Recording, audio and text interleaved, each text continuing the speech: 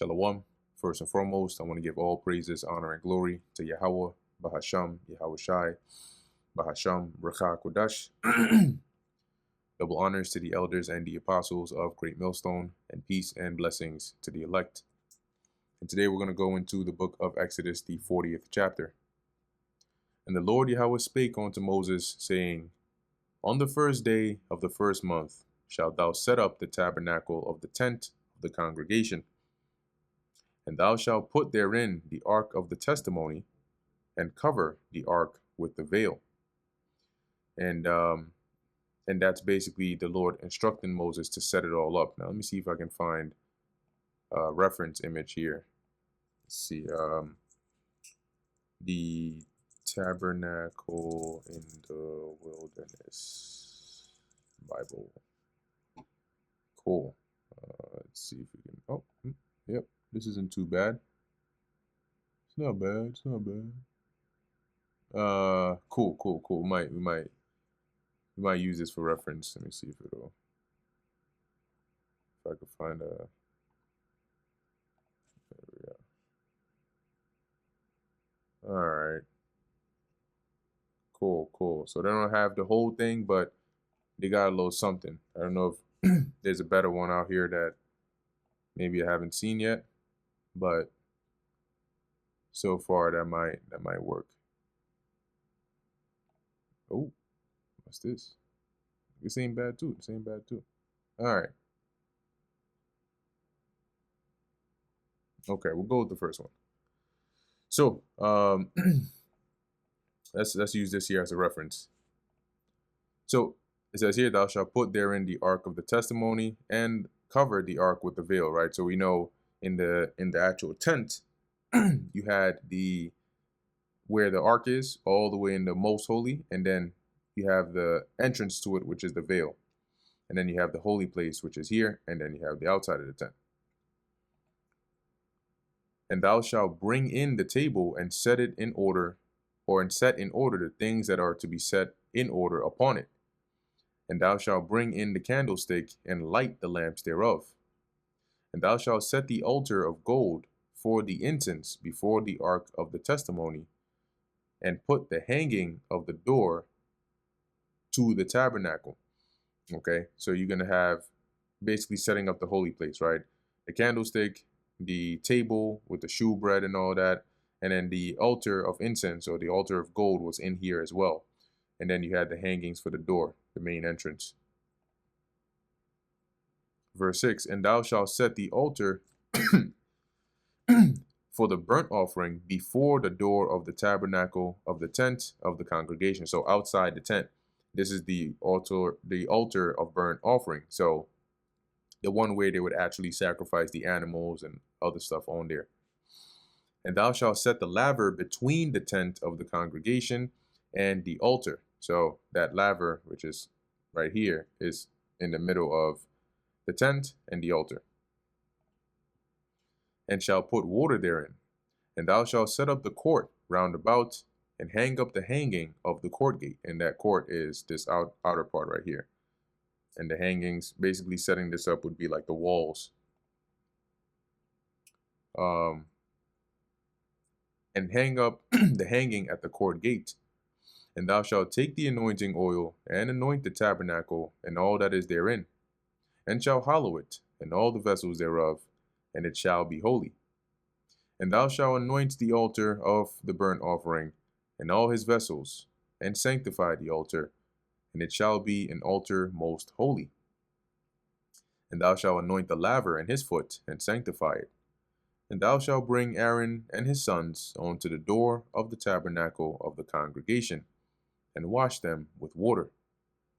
And thou shalt put on or upon Aaron the holy garments, and anoint him, and sanctify him, that he may minister unto me in the priest's office. And that washing would be his arms, his legs, maybe his head.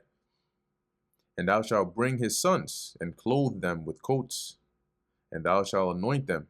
When you see coats, it's not in the same sense. Like here, we think of coats as the last outer layer, right? Your jacket or your coat. In the ancient world, the coat was the reverse. It was more like the tunic, or what you wear under. And thou shalt anoint them, and as thou didst anoint their father, that they may minister unto me in the priest's office.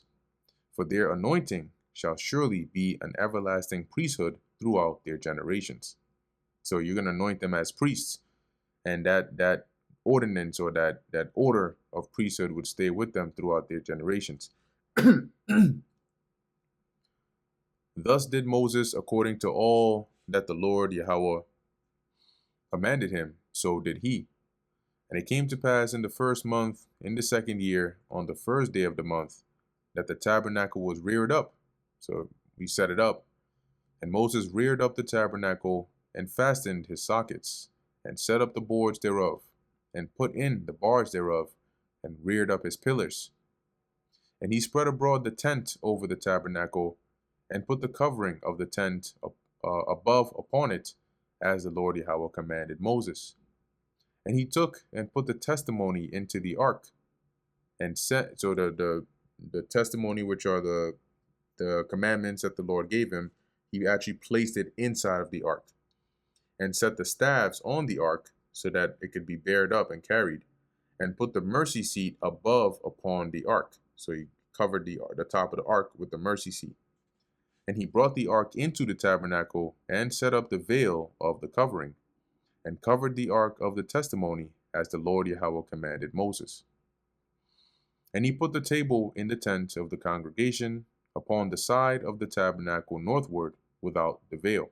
So without the veil meaning outside of the room where the veil was covering, he put the table over here. So that would be northward. And he set the bread in order upon it before the Lord Yahweh, as the Lord had commanded Moses. And he put the candlestick in the tent of the congregation over against the table, so across from the table, on the side of the tabernacle southward. And he lighted the lamps before the Lord, as the Lord commanded Moses. And he put the golden altar in the tent, and the tent of the congregation before the veil. So when you come in, right, when you walk in here, this room is before the veil, right in front of it, and that's where you put the altar of incense. And he burnt sweet incense thereon, as the Lord commanded Moses. And he set up the hanging at the door of the tabernacle. And he put the altar of burnt offering by the door of the tabernacle of the tent of the congregation, and offered upon it the burnt offering and the meat offering, as the Lord Yahweh commanded Moses. So he set it up, and that's where all offerings of the Lord would be sacrificed. Now, when you see the term meat offering, it's not actual meat, okay? It says meat, but it's not talking about like carne or that kind of meat. This is actually grain offering, okay? A gift offering, a grain offering. So this would be more like, you'll see more of it when we get into the book of Leviticus, but the meat offering is really talking about your grain offering. So anything from like parched corn to unleavened bread or cake, which comes from flour. That would be an example of your meat offerings. Verse 30, and he set the laver between the tent of the congregation and the altar, and put water there to wash withal. And Moses and Aaron and his sons washed their hands and their feet thereat.